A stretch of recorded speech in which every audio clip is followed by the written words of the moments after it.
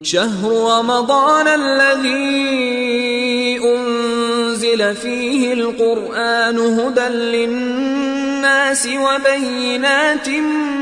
من الهدى والفرقان اعوذ باللہ من الشیطان اللعین الرجیم بسم اللہ الرحمن الرحیم الحمدللہ وکفا وسلام علی عبادہ الذین اصطفیٰ محمد وعطرتہ الطاہرہ واللعنۃ الدائمۃ علی اہلہا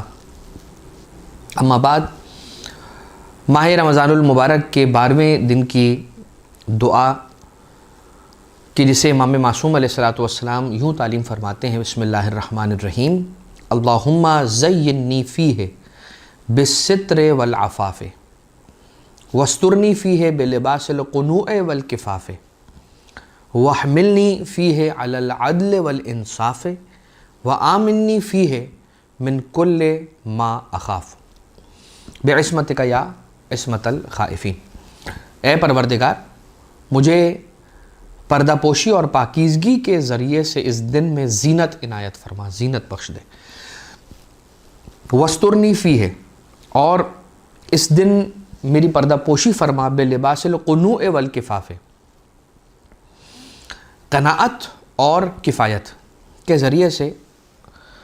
میری پردہ پوشی فرما، مجھے بچا لے، مجھے بچا کے رکھ، سنبھال کے رکھ۔ وَاحْمِلْنِي فِيهِ عَلَى الْعَدْلِ وَالْإِنصَافِ، اور مجھے عدل اور انصاف کے کاموں کے اندر مشغول کر دے۔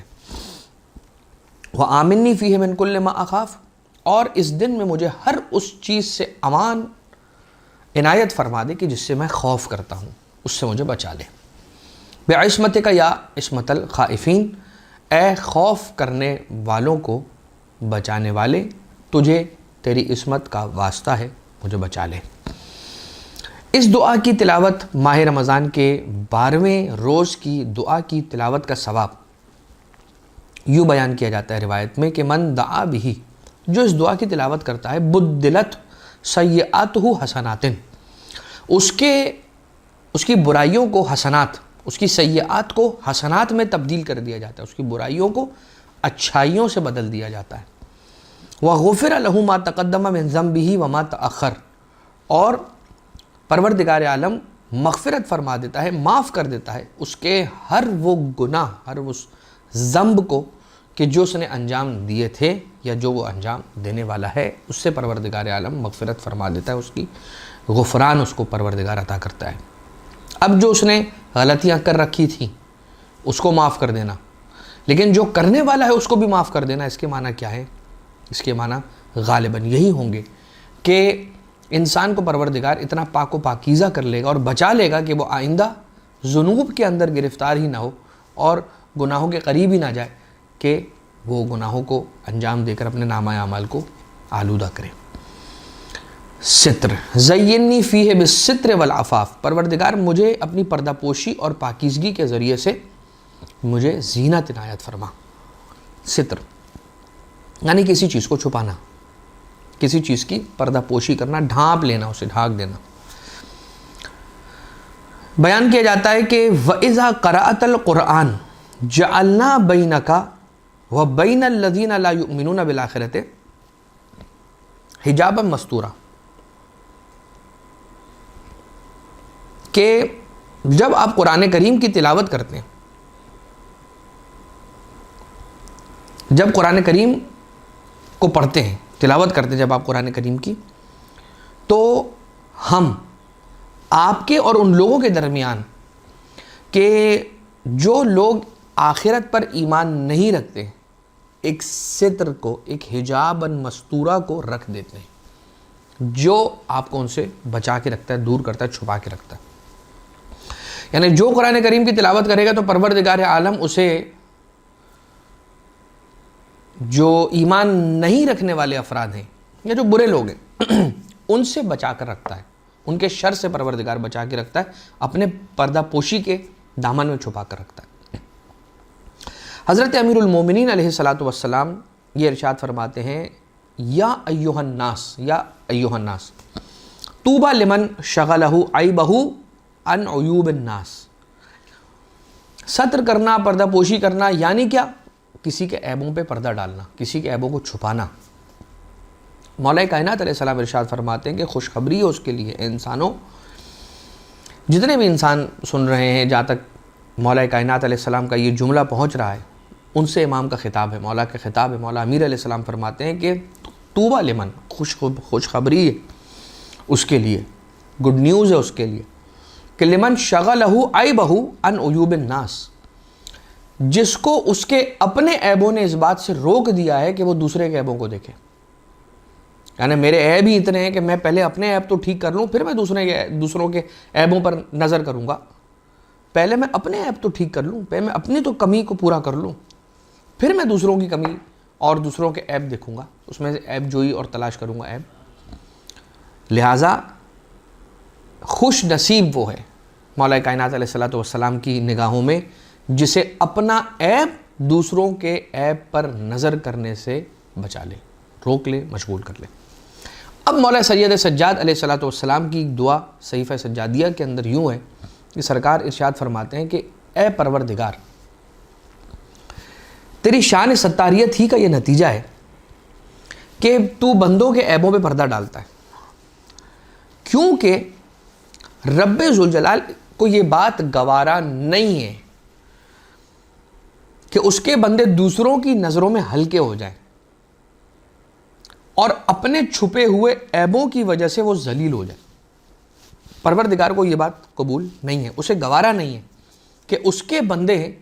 اپنے چھپے ہوئے عیبوں کی وجہ سے دوسرے بندوں کے سامنے ذلیل اور رسوا ہو جائیں اور کم ہو جائے ان کی عزت۔ اس لیے پروردگار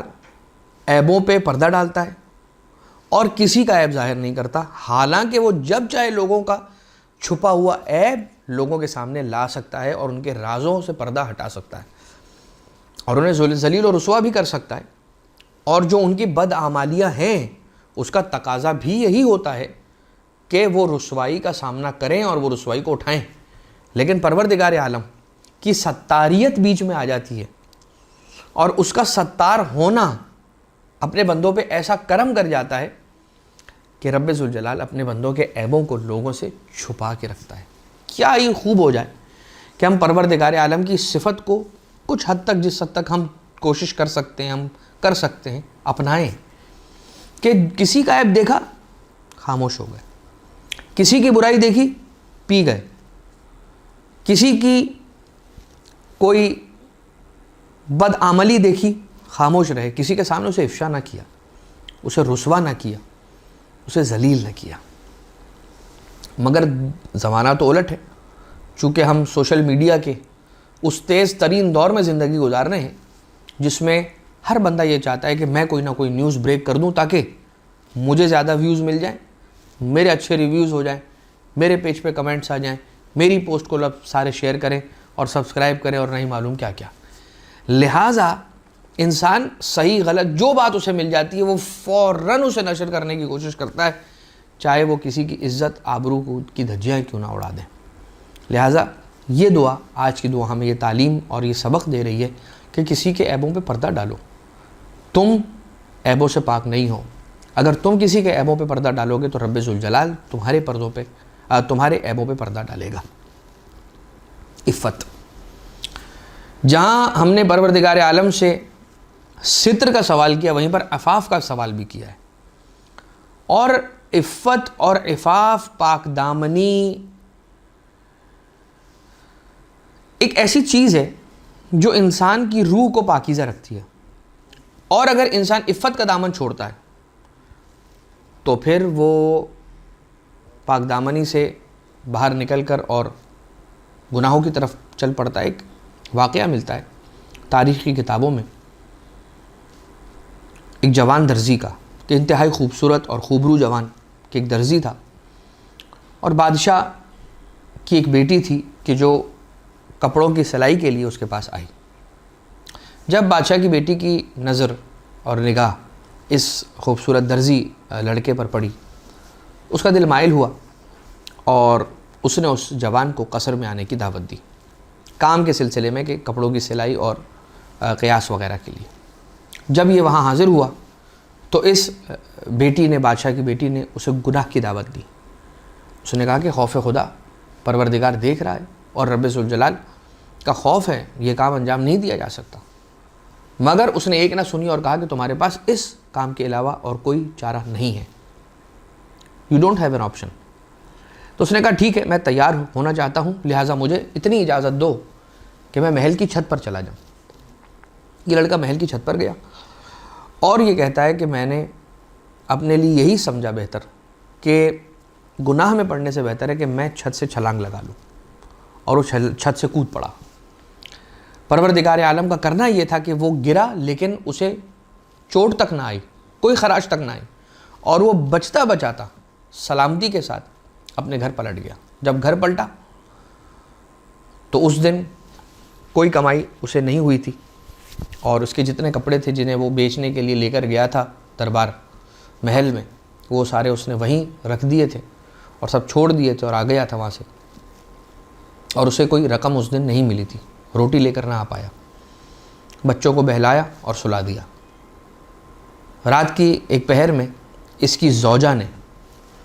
تنور, گھر میں جو موجود تنور تھا اس کے ڈھکنے کو کھولا تو اندر کیا دیکھا کہ تازہ روٹیاں موجود ہیں.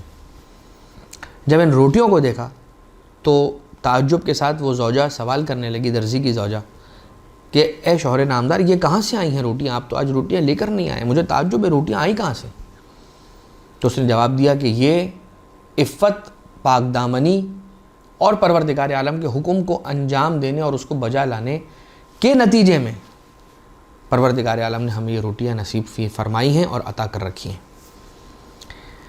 جب پروردگار عالم کے سکھلائے ہوئے دین پر انسان عمل کرتا ہے اور اس راستے پر چلتا ہے جو اس کی رضا کا راستہ ہے, تو پھر بندے کی کیا مرضی ہے اسے خود پروردگار عالم پورا کر دیا کرتا ہے. تو اللہم زینی فیہ بالستر والعفاف, ستر میں بھی زینت ہے اور عفاف میں بھی زینت ہے. عفت میں تو زینت ہے کہ انسان پاک دامنی کے ساتھ رہے, عفت کے ساتھ رہے, عزت حشمت کے ساتھ رہے, احترام کے ساتھ رہے, اور ستر میں دوسروں کے عیب چھپانے میں بھی زینت ہے, اپنے لیے زینت ہے. وَاسْتُرْ فِيهِ بِلِبَاسِ الْقُنُوعِ, اور پروردگار مجھے قناعت کے لباس کے ذریعے سے میری پردہ پوشی فرما, میری حفاظت فرما, کہ اگر میں نے قناعت نہ کی اور کم پہ صبر نہ کیا تو میں غلط کاموں کی طرف پڑ جاؤں گا اور حرام کاموں سے میں حرام رزق اور حرام روزی کی طرف لپکوں گا. اگر قناعت انسان نہیں کرے گا اور اپنے لیول سے بڑے سٹینڈرڈ کو پورا کرنے کی اور اس ریکوائرمنٹ کو پورا کرنے کی کوشش کرے گا تو بالآخر وہ حرام راستے سے رزق کمانا شروع کرے گا, اور اس سے لقمہ حرام اس کی اہل و عیال کے شکم میں جائے گا اور اس کے نتائج بہت برے ہیں. والکفاف, اور اپنے ہاتھوں کو روک لینا. روک لینے کا مطلب کیا ہے؟ کنجوسی نہیں, مگر جو کام مناسب نہیں ہے, میری حیثیت سے بڑھ کر ہے, اس کام کو انجام نہ دینا. جتنی کفایت کر جانے والی چیز ہے بس اتنا کرنا اور اس کے بعد چھوڑ دینا. قناعت والکفایہ, پروردگار اس کے ذریعے وَحْمِلْنِي فِيهِ عَلَى الْعَدْلِ وَالْإِنصَافِ, اور پروردگار مجھے عدل اور انصاف کرنے کی توفیق عنایت فرما, مجھے توفیق عنایت فرما کہ میں عدل اور انصاف سے کام لوں, ظلم نہ کروں, جہالت کا مظاہرہ نہ کروں, اور جس چیز سے میں خوف کرتا ہوں اگر یہ تین چیزیں میں نے کر لی تو چوتھی چیز پروردگار مجھے خود عطا کر دے گا. اگر میں نے ستر اور عفاف سے کام لیا, لوگوں کے عیب چھپائے, لوگوں کے ساتھ عفت اور پاک دامنی کے ساتھ رہا, اگر میں نے قناعت کی, صبر کیا اور عدل اور انصاف سے لوگوں کے درمیان برتاؤ کیا, تو مجھے جس چیز کا خوف ہے پروردگار اس سے مجھے امان عطا کرے گا. بِعِصْمَتِكَ یا عِصْمَتَ الْخَائِفِينَ, اے خوف زدہ لوگوں کو بچا لینے والے اپنی عصمت کے واسطے سے میری حفاظت فرما. اس دعا کے صدقے میں کہ پروردگار ہم سب کے دامن کو پاک اور پاکیزہ رکھے, آلودہ ہونے سے بچائے, آنکھوں کے گناہ, کان کے گناہ, زبان کے گناہ, ہاتھوں کے گناہ, جتنے گناہ نے کبیرہ اور صغیرہ ہیں ان سے ہمیں محفوظ فرمائے, اور امام زمانہ عجل اللہ تعالیٰ فرجہ الشریف کے ظہور میں تعجیل فرمائے. وآخر دعوانا ان الحمد للہ رب العالمین وصلی اللہ علی محمد وآلہ الطیبین الطاہرین.